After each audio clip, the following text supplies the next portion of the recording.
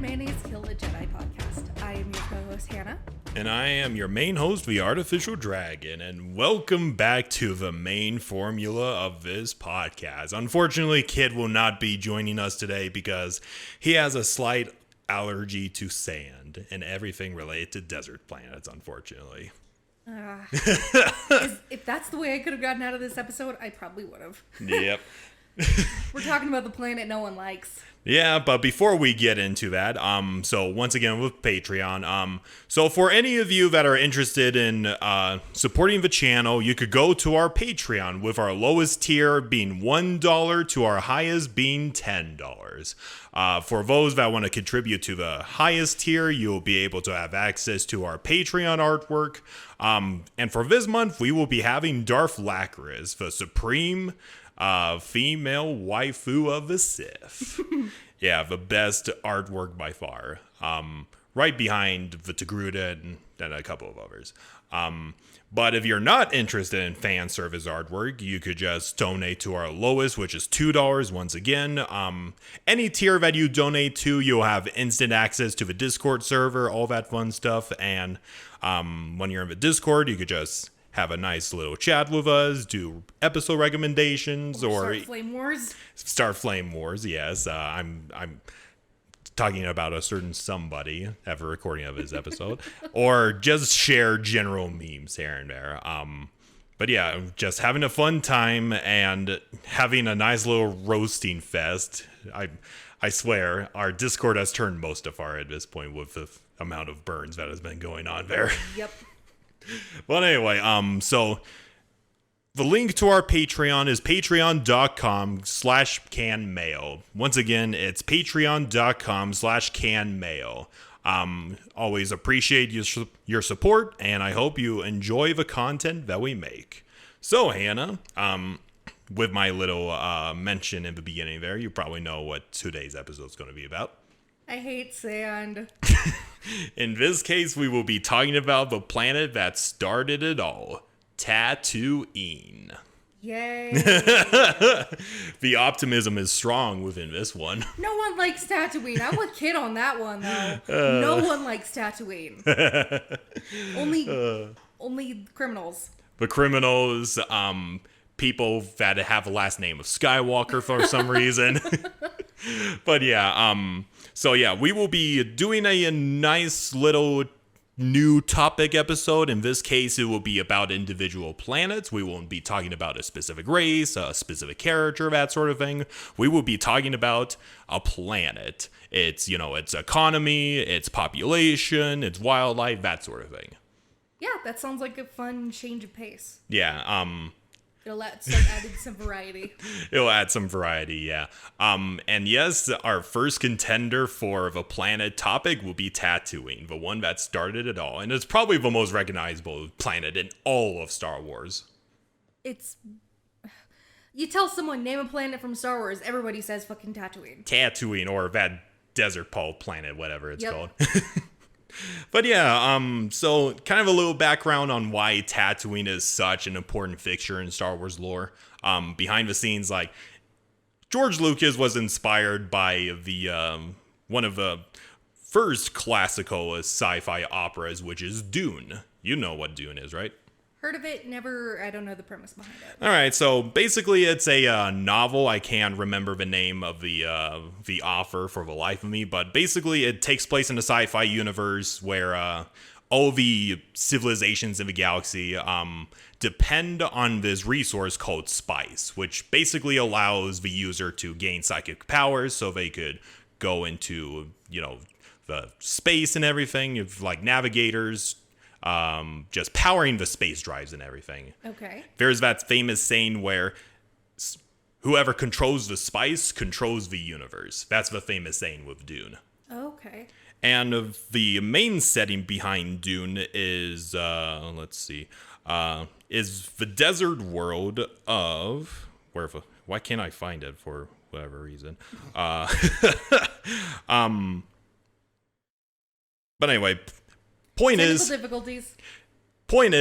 main setting of Dune is just this desert planet where all spice originates. There's gigantic worms over there, that sort of thing. Okay. And that's the main inspiration for a lot of sci-fis that we've come to know and love today. Because Star Wars did a lot of kickstarting with space sci-fi, samurai laser sword duels, that sort of thing. If Star Wars is the granddaddy of a lot of sci-fi that we know today, then Dune is the granddaddy of space operas. Okay. Think of it like that. Okay. But Tatooine is based off of that desert planet, or at least has a direct inspiration from that planet. Yeah, makes sense. But onto the in-universe stuff. So Tatooine is kind of the most, I wouldn't say it's completely recognizable in lore. It's just this random backwater planet that people occasionally hear about. It's a dirt ball. Yeah, it's a dirt ball. I think I figured out that Tatooine is basically the Wyoming of Star Wars. Yeah. One could barely consider Wyoming a state in the same way Tatooine's a planet. Yeah. Yeah.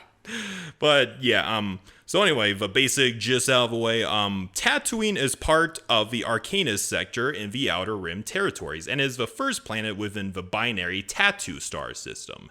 It has 2 suns, one called Tatoo 1 and Tatoo 2. I know, very original names. Very original. And respectively, it has 3 moons named Gemersen, Gemersera, and Genini. Okay. Yeah, I know it's a mouthful, and I just butchered those words probably. Whatever, sci-fi made up bullshit, whatever. And Tatooine is thought to have been the oldest planet in known space.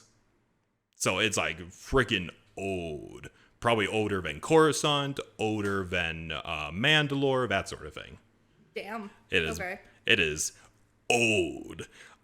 So like with normal planets, Tatooine is consisted of a molten core with a rocky mantle and silicate rock crust. It has a 23-hour cycle as opposed to 24 hours for Earth and everything. So just 1 hour short. Yeah, 1 hour short. And its orbital period is 304 days compared to Earth's 365 days. Wow. So if you think about it, a year on Tatooine is shorter than a year on Earth. Yeah, it's like cut off 2 months of the year. And yeah. Then you're fine. Yeah, and it's also smaller than Earth.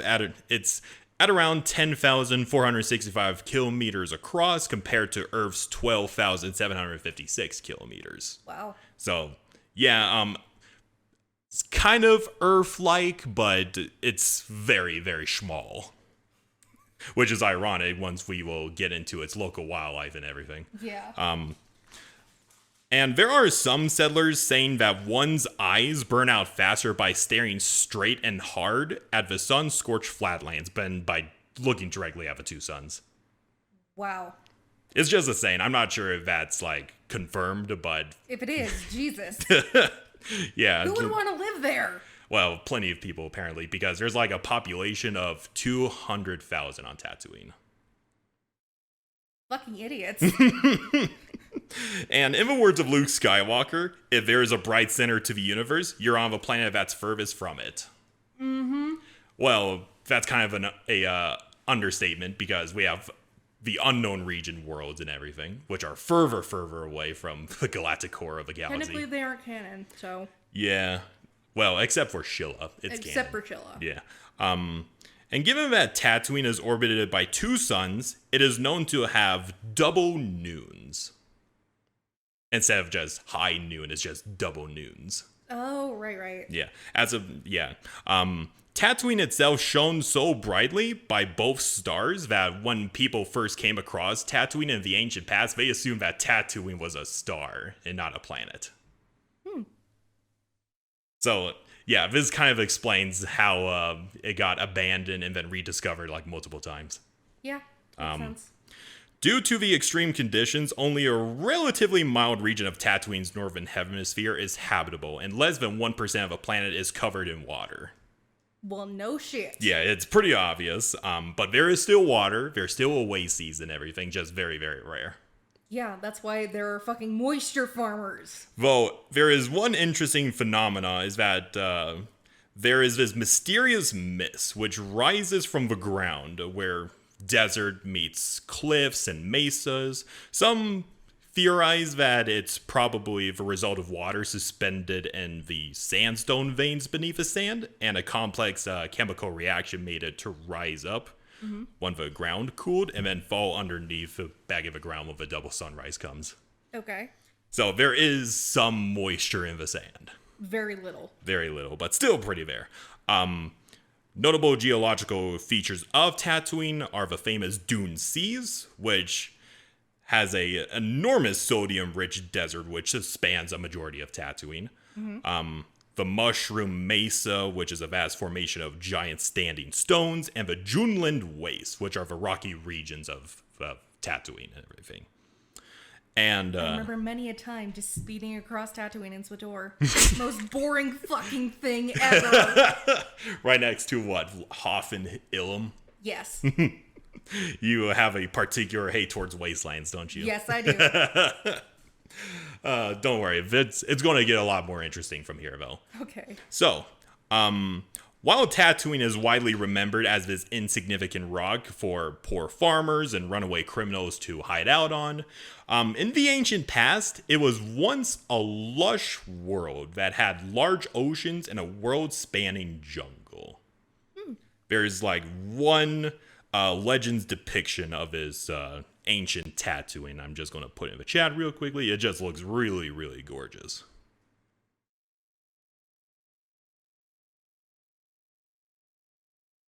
Oh, wow. Yeah, it's literally the blue planet of Star Wars back in the day.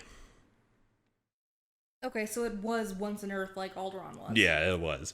And its original inhabitants were this humanoid race called the Kamunga, and they were technologically advanced and even made spacefaring technology and colonized many other planets in their system. And yes, I'm going to put them in the chat for you. Yeah, we're just this weird looking humanoid race. Just, yeah. Yeah. Very strange looking. But anyway, point is, Tatooine, gorgeous world, its inhabitants, technologically advanced, were able to spread to various parts of the galaxy and everything like that. And what the fuck happened? we're about to get to that, actually. And the Kamunga had this sense of adventure, and they weren't content with colonizing the moons and local planets of their own star system, and they want to go into the galaxy beyond. But their older elders, who were more traditionalists, didn't think that was a good idea. But the Kamunga just looked at their boomers and were like, okay, whatever, we're going out there. But unfortunately, this activity drew the attention of a certain infinite empire. Oh, this was around the time the Rakata were still around. Yep, the Rakata just... So this is ancient. This is like...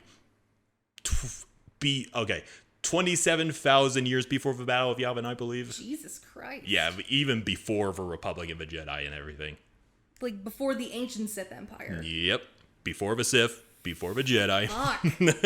So yeah, this is like ancient. And the Rakata just see this race just colonizing their own realms of space. And they're like, huh, where are these guys coming from? Ooh, we got that's free real estate right there. So yeah, the Rakata found out about Tatooine and they instantly invaded it, enslaving the entirety of the Kamunga race and making them as one of their many slave races and just spreading them across the galaxy to power their ships and shit. Anyone who was not Rakata was a slave. Yep. Pretty much. There are several missions you go involved with the Rakata and they call you a slave. So yeah, the Kamunga were incorporated into the Infinite Empire at around 25,793 years before the Battle of Yavin. Not really that special, but just to give you an idea, the Republic was created at 25,000 years. Okay. So this was like 700 years before the Republic came into being and everything. Wow. Still, that's a long-ass time. That is a long-ass time ago.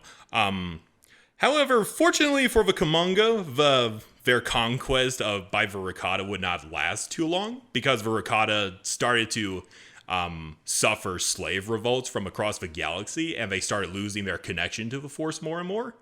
And And this gave the Kamanga the opportunity to rise up against their oppressors and finally kick them off of Tatooine. Like, fuck you, we're gonna do our own way. We're no longer slaves to you, fuck off.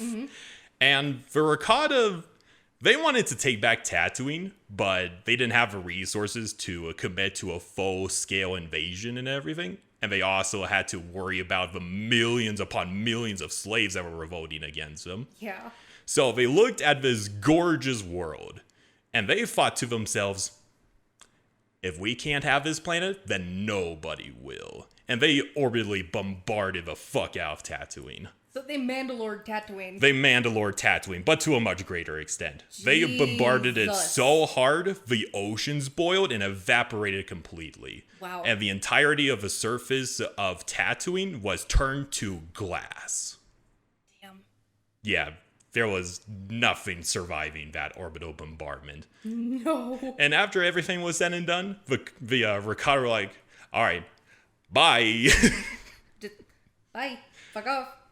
However, despite that immense destruction, there were a couple of Kamanga survivors that retreated into the numerous tunnel and cave systems underneath the surface of Tatooine. And just over millennia of just staying within these caves and just living their own lives, just living these subterranean lives. We don't know exactly the lifestyle of the Kamanga during this time, but they weren't exactly in the greatest spot in the world. Yeah. They went from this spacefaring race to gutter scum underneath the sands of Tatooine. Yep. And over the millennia, the glass of the surface of Tatooine slowly turned into sand. Yeah, makes sense.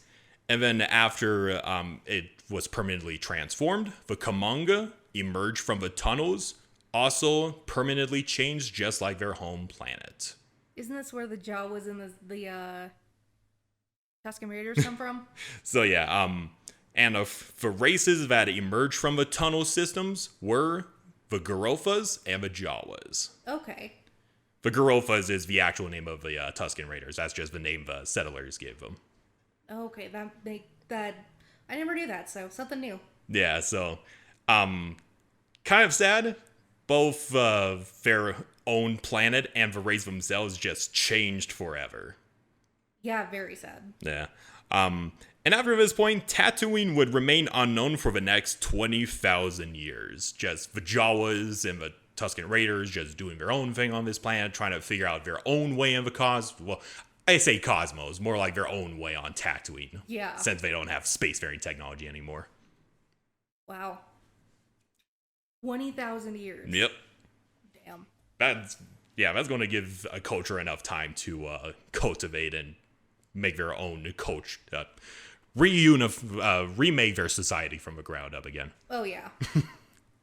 But anyway, so over the next 20,000 years, Tatooine was just kind of this random planet that people would know about, but they don't really explore it. Like, there are multiple historical battles between pirates and ancient human civilizations that fought over the surface of Tatooine.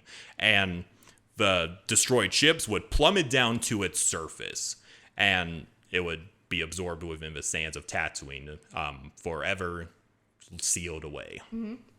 And most likely for the Jawas to go and scavenge because, they're little fuckers. Yep. We know that firsthand.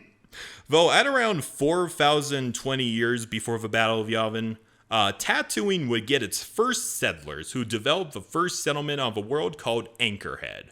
And then 2,000 years later, a Jedi Knight named Cedriana Diff, along with his son Jace Diff, settled on Anchorhead and would do their normal Jedi thing, just watching over the population. The dad is teaching his son the ways of the Force and everything. Mm-hmm.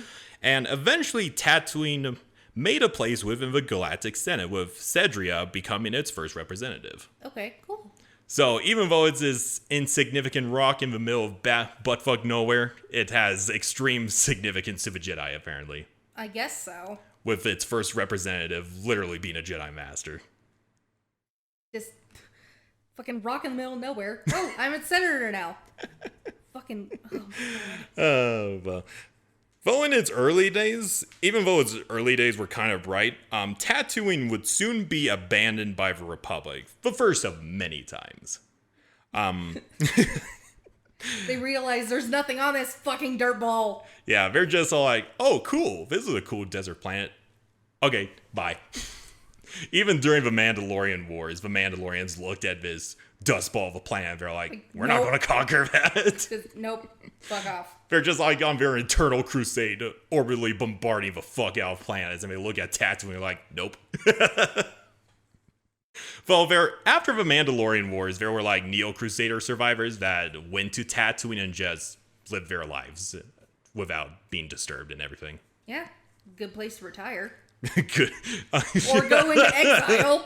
Yeah, the first of many times with Obi-Wan, Luke Skywalker, a couple of other people I can't remember at the top of my head, but yeah, that's usually what happens. It's an insignificant dust ball. Yeah, no authorities is going to come out there to get you. No, they don't give a shit. No wonder it's a hive of scum and villainy. Yep. Though during the Jedi Civil War, which is right around the time Revan and Malak were conquering the galaxy and everything. Okay. Okay, so you've played on Tatooine. Have you ever played any of those side stories where you encounter the Zerka Corporation or anything? Yes. Okay, so Zerka is like the Old Republic Trade Federation, basically. Oh, okay. They're like a mega powerful corporation that could privatize planets and everything. And they looked at Tatooine and they're like, ooh, profit. Because I believe in like some initial scans, they found some valuable material that they could harvest and everything. And they're like, ooh, this could be a great profit for us. And they decide to send some mining equipment down there to harvest the minerals. But then, even though it looked promising on the surface, the minerals had this special magnetic property which basically deteriorated the mineral, making it fool's gold. Oh, wow. Yeah, Zerka. So no profit. No profit, and they're not exactly getting their margins back. Plus, on top of being attacked by the Sand People numerous times. Yeah, makes sense. Yeah, they were all like, fuck this shit, abandon our mining equipment, give a fuck off of Tatooine and everything. And then throughout the rest of its history, Tatooine would follow a pattern of being abandoned, rediscovered, due to different parties having different interests with the planet, like the Sith Empire, the Republic, the Zerka Corporation. I think the Republic rediscovered and abandoned Tatooine a total of 4 times. Oh my god! What the fuck? It's really that insignificant? No one cares? Yeah, pretty much. Wow. No wonder Anakin was never found. Or Luke Skywalker was never found. Oh, Jesus, man. Fuck. Yeah. Although, even though technically the Republic was, okay, Tatooine was technically part of the Republic, but, the Republic just doesn't keep track of it that often. So they're like, what cares? Very far end of the Republic. Yeah. They have more important things to do, like, taking a look at Alderaan than some backwater planet. Yeah. But anyway, so there was a certain race, one of the longest living races, that looked at Tatooine and saw profit and opportunity. The Hutts? The Hutts, yep. Of course. And even to the point that there were 2 individual Hutts that conquered Tatooine for themselves, and they're kind of in a gang war over this claim. Just like on Hutta. Yeah, it was 2 certain Hutts, Gardulla the Hutt and Jabba the Hutt. Oh, so Jabba was in the middle of a gang war during the first movie. Yep. And just for a little bit of context, Gardulla was the original slave master of Shmi Skywalker. Oh, okay. Yeah, so Gardulla is like one of the big honchos on Tatooine and everything. Gonna look up a picture. Yeah, she's yeah, her appearance in episode 1, I believe, is a little bit strange. She's just basically a smaller Jabba with boobs.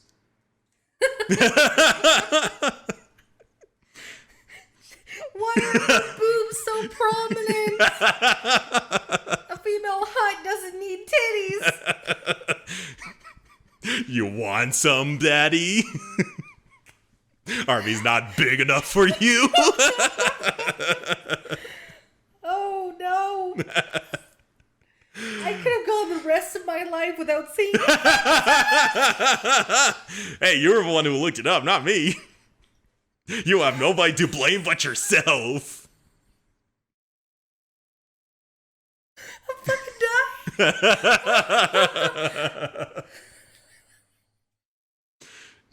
They literally look like we downsized Java and increased his more prominent assets in other areas.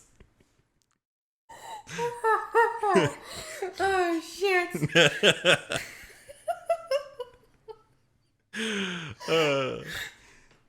Highlight of the fucking episode right here. Oh Gardula's hot titties. Anyway. Yes, moving on from the assets and everything. And, you know, the HUD's okay. You want to calm down a little bit over here? I'm good. Keep going. Anyway, Tatooine was kind of this magnet for new settlers that want to make their own lives in the galaxy. There was like this particular, so there were like numerous planets, but there was this particular planet of settlers that they originated from, Desolate 5, and they went to Tatooine, and for whatever reason, they were on this freighter ship called the Danawar Queen, which crash landed in the middle of a desert. And from that ship, it came Mos Eisley, which is the new capital of Tatooine, dethroning Anchorhead for being the capital of Tatooine and everything. Okay. Let's see. And then under the thumb of the HUD cartels, Tatooine was an established transfer point between the Trellias and the Corellian Run, basically making Tatooine the go-between or the spaceport for an important hyperspace route and everything. It's a space gas station. It's a space gas station. That's the easiest way of settling it, yeah. Tatooine would later become famous for hosting pod races, which brought in millions from across the galaxy. Find something that they're good at. Yeah, as the saying goes, one man's trash is another man's treasure. Oh, yeah. And the Hutts are masters of that. Ironically enough, while Tatooine might seem like a desolate wasteland where moisture farmers would work tirelessly to get 2 liters of water per day, there is a large abundance of fauna and flora on the desert world. One of the most common is the Womp rat. Like, you always hear, like, you damn Womp rat, that sort of thing. Between a lizard and a rat. Yeah, the Womp rat is no rat. It is bigger than your average rat. So, like, these things are like 6 to 9 feet long. They are big boys. Oh, they're so pretty. Yeah, there's an entire pack swarming the spaceship. Rats. They're big and actually kind of terrifying because while they are normally scavengers, they are opportunistic hunters and will kill any animal they find. Sick, old, or generally weak. And they travel in packs of up to 20 individuals. And their bite is also pretty nasty. They have like a vice grip, similar to a crocodile's. Even if you kill the damn thing, they just stay on you. Yeah, just BAM! Get it off of me! Get it off of me! Though, despite how deadly they can be, a grown human, to a normal human, most youths on Tatooine use them as target practice with their weapons. Wow. Yeah, Luke Skywalker was one of those people. You remember that famous scene where they were talking about the exhaust port of the Death Star and the one pilot is all like, that's impossible, even for a computer, to land in an exhaust port 2 meters long. And Luke Skywalker's like, psh, I did that with Womp rats back in my world. They're no longer than 2 meters. So I guess you could say thanks to the Womp rats, he was able to save the galaxy. I guess so. Plot points. Plot points. And then after the... And then after the Womp rats, we're just getting started with the fauna. The ridiculous fauna on Tatooine. There's the wolf equivalent, which are the Anuba. I just sent another picture if it comes through. But think of like a wolf that has a large underbite. Ew. No, you do not. And they will virtually, they travel in packs of around 10 to 12 individuals, and they can take down a much larger prey, like Banthas and that sort of thing. Fucking obviously. Yeah. They are fairly smart, and they have been known to wait alongside pod racing tracks to wait for an easy meal to come along, either through a prey animal becoming roadkill or an unlucky pilot that crash landed. Yeah, that's gotta be one way to go out if you're a pod racer. Oh yeah, instead of dying. You're just all like, oh my god, I miraculously survived. Yes! Oh crap! Well, fortunately, these guys can be tameable. As bounty hunter Embo adopted an Anuba he lovingly calls Marak. Oh, cool. Yeah, and yeah, just wolf dog allegories for Tatooine and everything. It looks a wolf. Mm-hmm. It's like a fucking mutant rat. Worse than the Womp rats. You know who Embo is, right? Bounty hunter with a fancy hat and everything. Yeah, Barak would just go after his hat like a frisbee and bring it back to him. It's adorable. And then the next iconic, one of the most iconic races on Tatooine is the Bantha. You know, the big, shaggy elephant-like animals. They're not elephants. They have two horns. Like they're a giant woolly mammoth without the trunk. Yeah. But yeah, for all intents and purposes, they're the elephants of Tatooine. But yeah, they're famous as being beasts of burden, and they're seen across multiple subspecies, which could be found across the galaxy. Like, I believe there's like a force-using Bantha that's on Alderaan somewhere. What the fuck? Yeah, they are everywhere, but they come from Tatooine mostly. A force-using bantha? What? Yeah, it's called a blue Bantha, I believe.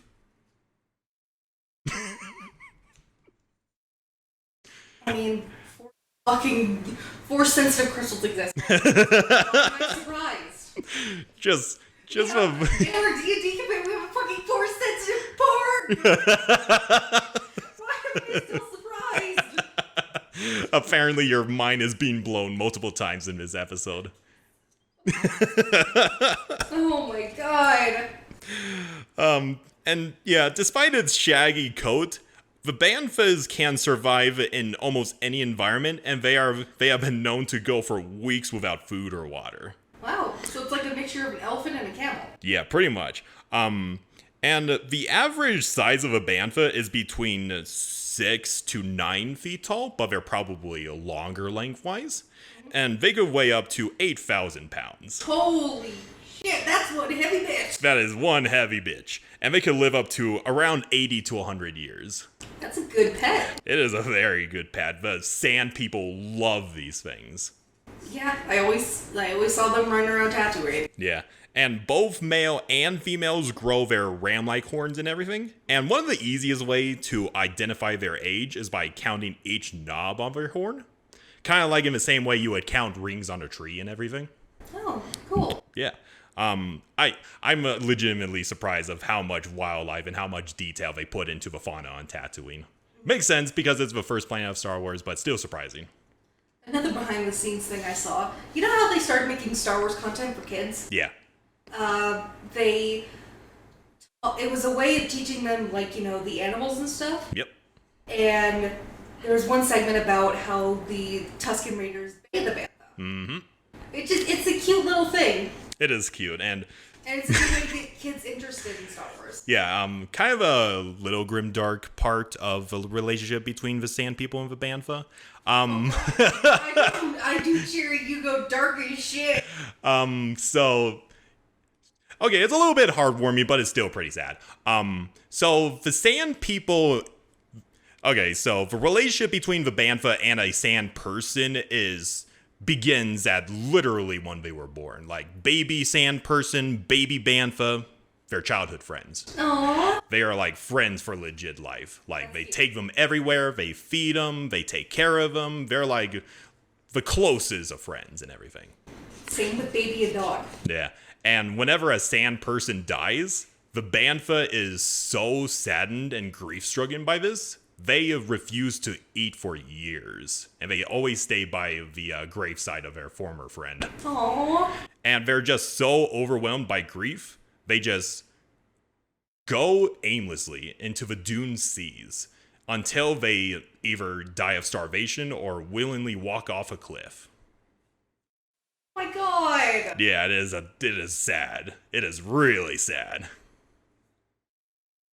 You don't deserve it. Especially with when we build bonds like that, we don't deserve animals. No. And especially with the sand people, which everybody in the Star Wars community sees as savages and everything. Oh, yeah. But that's just one heartwarming thing I love about the sand people and everything. So they're not brutal savages. No, they're not brutal savages. They're more understood. But we'll do a separate episode of the sand people because oh my god, their culture is so intricate. I don't think I could fit it all in this episode. That'd be interesting to touch on. That would be. And just like your typical elephant, Banthas travel up in herds of around 25 individuals, led by a singular elder female, who is like the matriarch and everything. Yeah, just like elephants. Yeah. And now for elephants, they have trunks. For the Banthas, on the other hand, they have a prehensile tongue, which they use as a sort of hand to pick up grass from the ground and eat it. Okay. Prehensile tongue, because if you look at a Bantha, how the fuck is it going to eat? Yeah, I guess so. Which I think was like the weirdest thing I ever saw about the Banthas when I was doing research on it. There's like pretty fucking weird. Yeah, apparently they breathe through their tongues too. Oh, I don't want to know. Ew. Yeah, aside from being beasts of burden, Tatooine is also famous for its Bantha ribs. Probably tastes like cattle. Yeah, most likely. And also, their milk, which is blue milk. It is, but, it's Tatooine. You gotta eat what you can. Yeah, I guess so. And of course, Bantha is the origin of multiple curse words in Star Wars like Bantha fodder and Bantha poodoo. I was about to say poodoo. Poodoo! Alright, we got through some of the more iconic races, species and animals on Tatooine. Now let's go into the more interesting ones. And the first interesting one I'm going to introduce is the bone gnaw. It's a gigantic fuck-off bird, as you'll soon see in the chat and everything. So the bone gnaw is a large species of bird of prey that are native to the Junlan Wastes.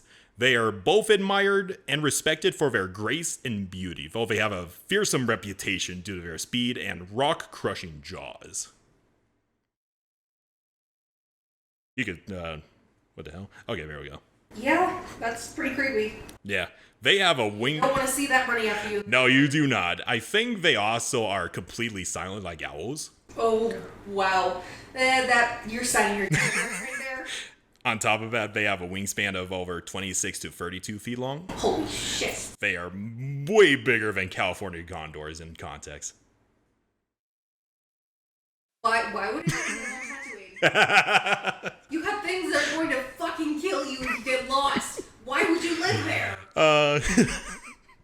Yeah, I know. Dude, Tatooine is a straight up death planet.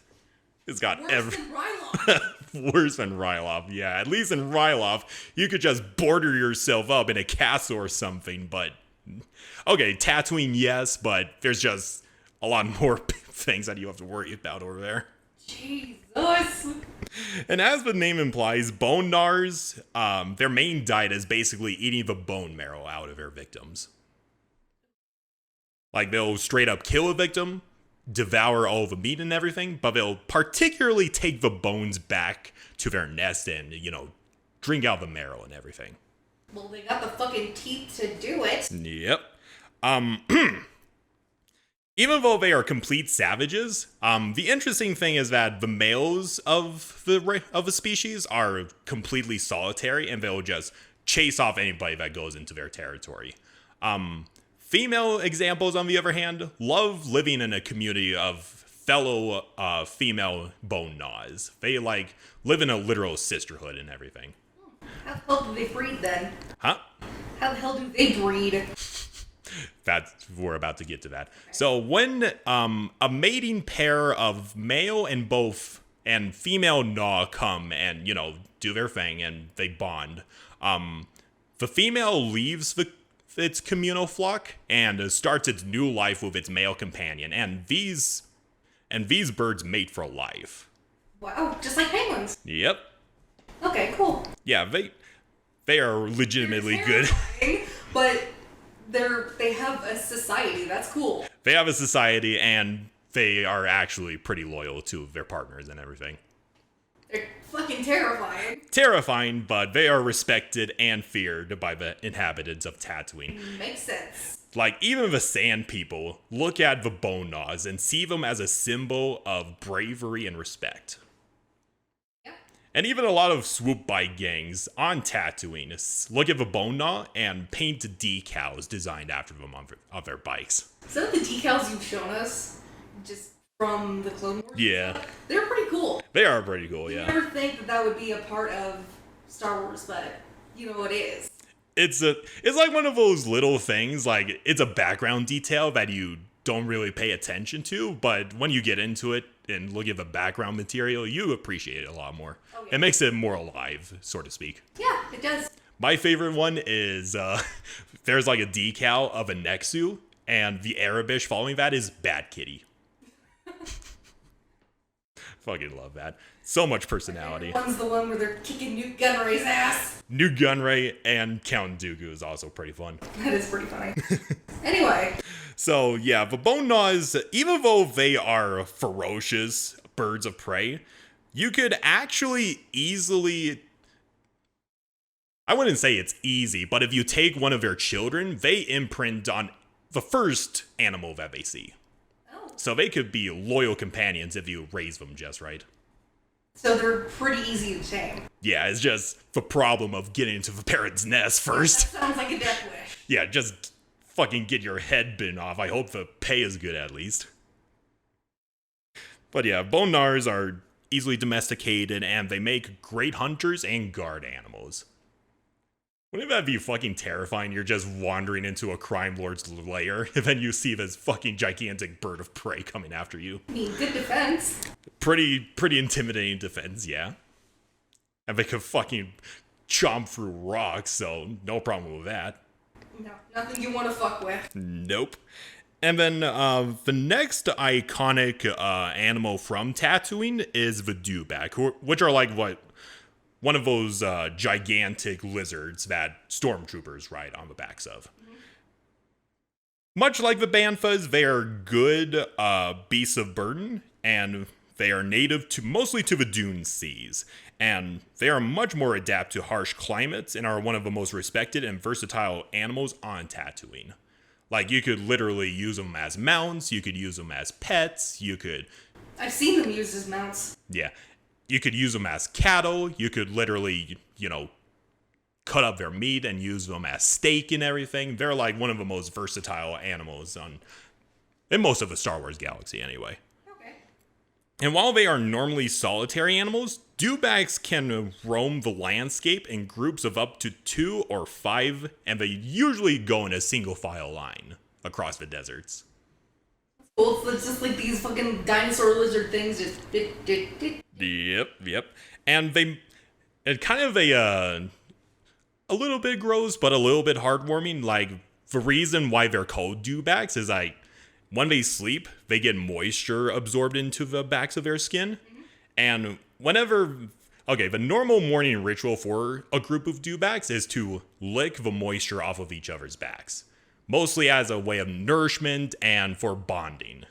I mean, it's how they live on the planet, so it makes sense. Yep. And they mostly just forage around for everything like shrubs, and they occasionally eat a little fucking womp rat that comes across their path. Okay. But yeah, you could literally domesticate a dewback. It's a lot more easier if you grab one of their eggs and raise it from there. Yeah. But, like, they are so loyal that whenever it's the mating season, it's preferable that you let the dewback out so it could go, do its business and everything. And they'll just come straight back. They're vad loyal. Wow. Never thought an animal would do that. Yeah, just, oh, you want to have sex? Go for it. Make sure to wear protection, honey. Yeah, just a nice little pattern I'm noticing with Tatooine animals. A lot of them could fucking kill you, but they're easily domesticated. Yeah, as could happen on many. Like, I've seen people domesticate falcons. Yeah, that is true. Like I wouldn't say Mongols, but like Mongolia and everything. Yeah. You have to take an egg, but you're gonna Yep. die taking one of these eggs. The fucking bone gnaws. Except for maybe the dewbacks. Yeah, the dewbacks, they're just chill. They're just there. And next is a much more straightforward example, the Eopes, who are like basically those weird camel-looking things with elephant trunks and everything. Yeah, it's sending I've seen like a bit of the one Obi-Wan rides in Kenobi. Yeah. But I still have yet to watch Kenobi. That is fair. But yeah, the Eopes have a nearly hairless skin. They have a small trunk-like snout for, searching for food and everything. It's ugly, but it's cute. It is. It's like, it's uglily adorable. Yes. It's so ugly, but it's so cute. Yeah, and you know how, like, there are some animals that, okay, so for pigs, they need to just roll around the mud because it's natural sunscreen and everything. Eopie doesn't need to roll in any mud. Its skin is natural sunscreen. It just deflects sunlight off of its body. That's cool. And it's always cool inside and everything. Cool. Yeah. Pretty cool. They are, I know I said this multiple times, they are a great beast of burden because they could lift a shit ton of cargo and everything. I think you see that in episode 1. Yeah, I think there are like Eopes that literally chug around parts of pod race parts and everything. Mm-hmm. Yeah, they are impressive, and well, They're mules. they are mules, but they have the downside of being stubborn and grumpy animals. So they're mules and camels. Yeah. Like, there's literally a deleted scene where an Eopie farts in front of Jar Jar Binks. He's like, ew. I mean, I would have preferred another Jar Jar gag, but I know a lot of the fandom wouldn't. So. I want to see that. Just, Piusa. And Eopie are so impressive, they are like imported from across the galaxy, mostly on other desert worlds because that's their preferred environment and everything, but like, it's just impressive how it almost seems like the most common commodity on Tatooine, aside from slaves and spices, they're animals. Yeah. And then next is the Ronto, and it's also kind of very similar, easy to think about. Think of it as like a gigantic brontosaurus-like creature, if I could pull it in. There it goes. So yeah, Oh, wow. Yeah, they are big boys. Look at the jump. Yeah, the Ronto is commonly used as a beast of burden by the Jawas.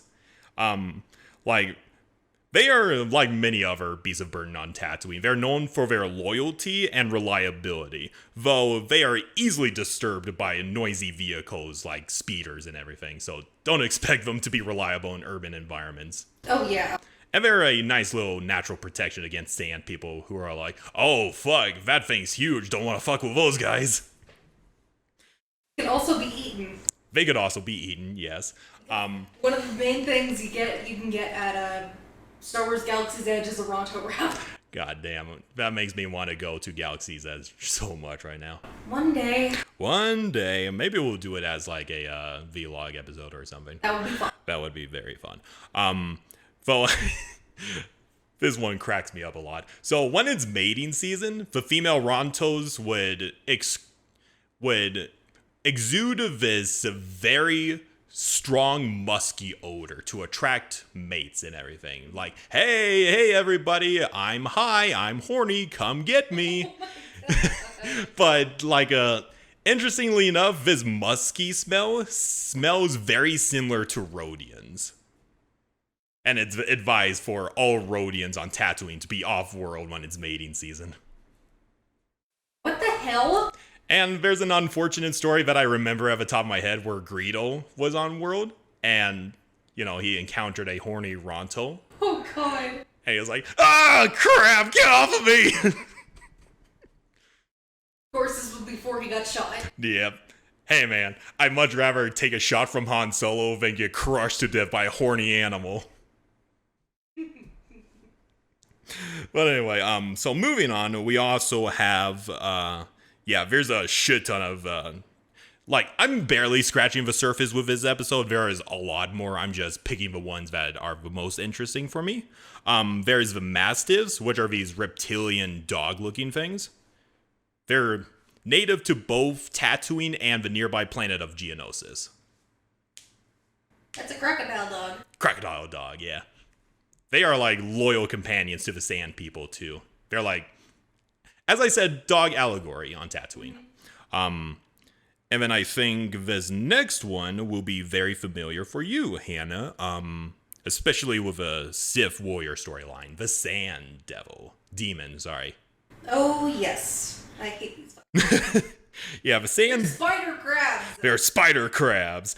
And the Sand Demon is a species of semi-sentient insectoid, which is feared by all life on Tatooine. Like, these are one of the few fuckers that could actually go up to a Crait Dragon and win. Fuck that. Yeah.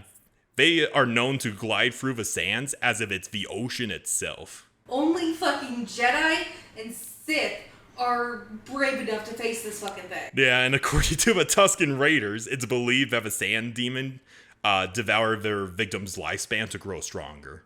Fuck you. Yeah. Interestingly enough, they look very similar to the Lilacs from Ryloth. They do. Yeah.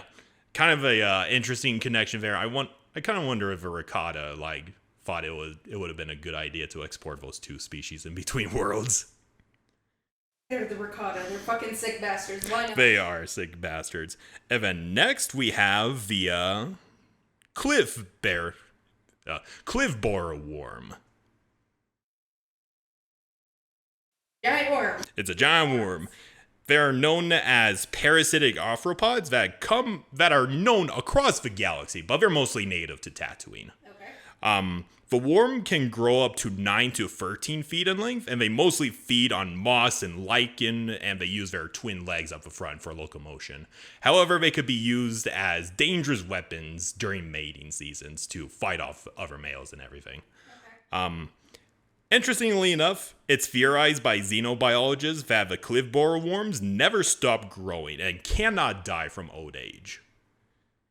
And they propose that in a preferred environment, like, say, a secluded desert planet in the middle of buttfuck nowhere, they could potentially grow up to 65 to 99 feet in length. Fuck that. They're like the fucking gruboids from Tremors. No, thank you. Though, on the bright side, their hide is a particularly popular material for making boots. Also, it's like leather. Yeah, or like rattlesnake skin or something. Mm-hmm. There have been efforts to domesticate the worm, so, they could get more rattlesnake boots and everything. Though it is extremely difficult to tame them because they love burying themselves in the sand more often than not. Yeah, makes sense. Yeah, but there are some interesting examples of worms becoming intelligent, as is the case with his one character, Loji Nanila. God damn it. He's like one of those background characters that you see in Return of the Jedi at Jabba's palace and everything. And Noji Liya works as a assistant accountant under the rule of Jabba. What the fuck? Just this random intelligent worm. I'm your accountant, Jabba the Hutt. Okay. I think this is like the most times I've mind-fucked you in this episode, in this series. A lot weirder than I fucking thought. Oh, it's about to get weirder. Oh, God. Next, we have the Sand Swimmer. It's basically a gigantic, where is it? A gigantic spider-like creature. Fuck you. Yeah, No, thank you. it literally swims through the sand like it's the fucking ocean. And when they come across the victim, they pounce and they drink all of the fluids out of their victim and then they go on their merry way. Yeah. Jesus. Yeah, legit. It's like with the super weapons episode. How is there even a galaxy after this? More accurately, how are there even people after this? How are there even people? How is this planet even fucking livable? With all the fucking predators out here. Yeah. People still try to live there. God. What the fuck? God damn, people from Tatooine are hardcore sons of bitches. Fucking guess so. Luke Skywalker looks at this gigantic rat the size of a dog, and he's like, I'm gonna shoot it.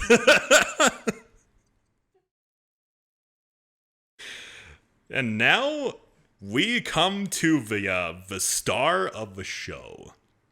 The largest animal on all of Tatooine. The Crait Dragon. Giant lizard with the dragon's head. Yeah. The Crait Dragon is one of the most famous and the largest predator on Tatooine. They could grow up to an average length of 147 feet long. Yeah, they're pretty big fuckers. Yep. Across one of their skeletons, and it's huge. Yep. Especially that skeleton in New Hope. That's so iconic. They could easily live up to 100 years, and they never weaken from age, basically like dragons. Cool. Like, the older they get, the more powerful they become. Damn. Fortunately, they're not the brightest bunch. Like, for example, even though they are a very fearsome adversary,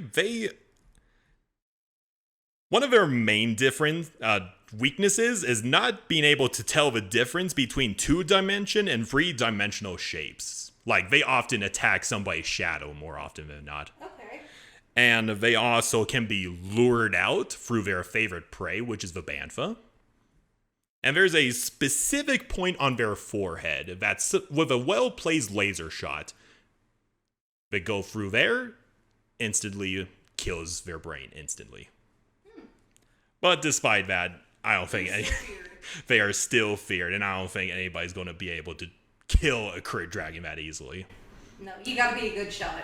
Yeah, and for a sand person, it is basically a rite of passage to fight a Crait Dragon and live. And retrieve their Crait Dragon Pearl. Those can, as we mentioned in the lightsaber episode, they can be used as lightsabers. Yep, they definitely can be used as a lightsaber crystal. And aside from Tatooine, the entirety of the galaxy respects the Crait Dragon. Even the Jedi Order named one of their lightsaber forms after it. Oh, wow. Which is Form 5, Djemzo and Shien. Which is the form that Anakin and Plo Koon uses. Nice. Yeah. And then, of course, there's the famous Sith Lord, Darth Crait. He comes from Tatooine. Of course. Yeah. You think if Crait Dragons are impressive, we're about to get even deeper. Because there are multiple species of Crait Dragons. Ah. Well, okay, that's kind of a lie. There's 2 species of Crait Dragons. So, the most common one is the Canyon Crait Dragon. They live in caves and tunnels of Tatooine's deserts. They're like the little diminutive guys. And the second and most rare species is the Greater Crait Dragon. And these boys are big. They are so big. Give me a minute. Just sending you 2 pictures right there. Like, that's one dwarfing a Canyon Crait Dragon in the second image. Wow. The big one is cool. It is so cool. It is so awesome. I would love to use it as a boss character in my Star Wars campaign one of these days. Imagine having one of those as a mount. Yep. That's fucking cool. Yeah, like, they literally can reach Godzilla-sized proportions. Like, it says in the lore that they could reach lengths of 328 feet and bigger. Holy shit.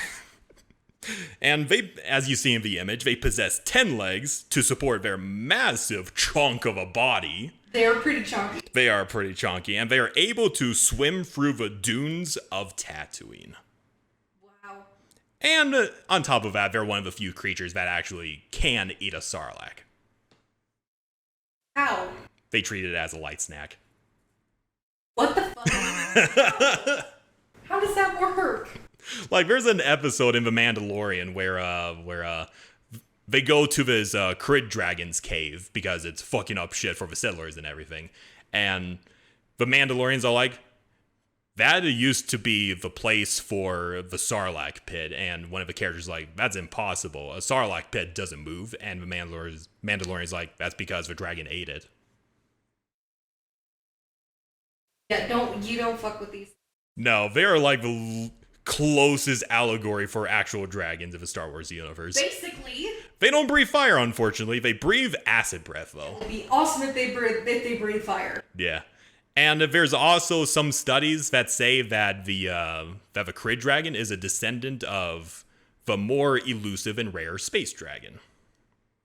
Space dragon? Well, more specifically star dragons, but yes. It's a space opera. But yes, there are actual dragons in Star Wars, aside from the Crait Dragon. I know that there's one on Corellia. Yep. Oh yeah, on Sereno too. Yes. Yeah. Where fucking Dooku commands it to destroy his family and everything. I would love to see an artistic depiction of whatever the fuck that thing is called. Oh yeah, that would be so fucking cool. Yeah. And then I'll go through a couple of other animals because I think they're neat little additions. Where the fuck did I go? There's the oh, there we go. There's the Irusi, who are basically like reptile vultures. They're like an important part of the Tatooinean ecosystem. They're weird fucking looking lizard birds. Yeah. Like I said, they're basically the vultures of Tatooine, to the point where all the skeletons that you see across Tatooine, those were perpetrated by those guys and everything. They gorge themselves to the point they can't even fly away from anybody. And and like most birds with crocodiles, they have a symbiotic relationship with a sarlacc pit where they just clean out its mouth and everything. Just gotta have that kind of thing. So Yep. It just. Yeah. And don't worry, there are actual rats in Star Wars. There's the Scurrier, who are like, I think the closest that you'll get to actual rats, aside from the Womp rat, which are like big, but these guys are like a foot. These are just bigger versions of kangaroo rats. Yeah, essentially. They have like little horns and everything too. The kangaroo rats are cuter though. They are cute. But let me see. Okay. Yeah. And then the Glomps.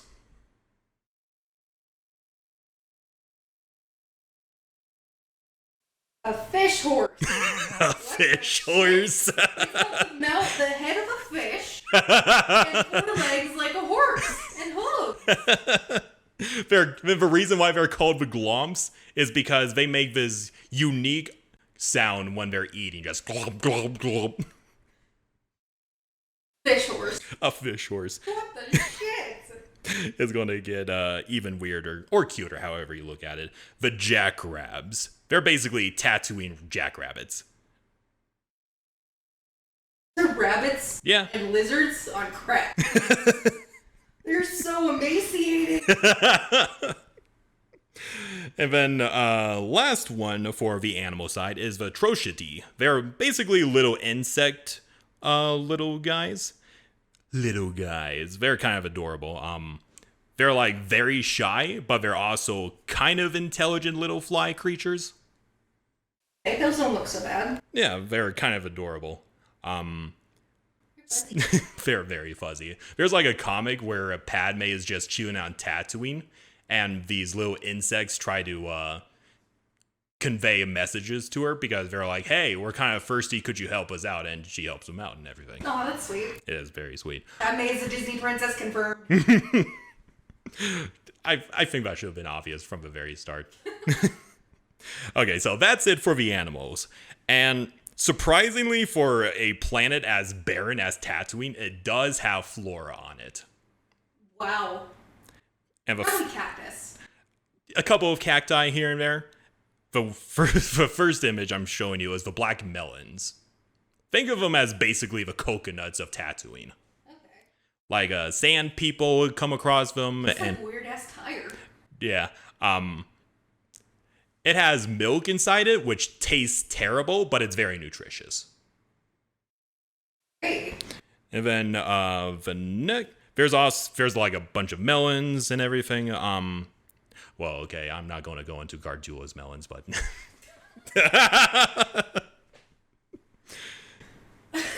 No, please, let's not talk about that.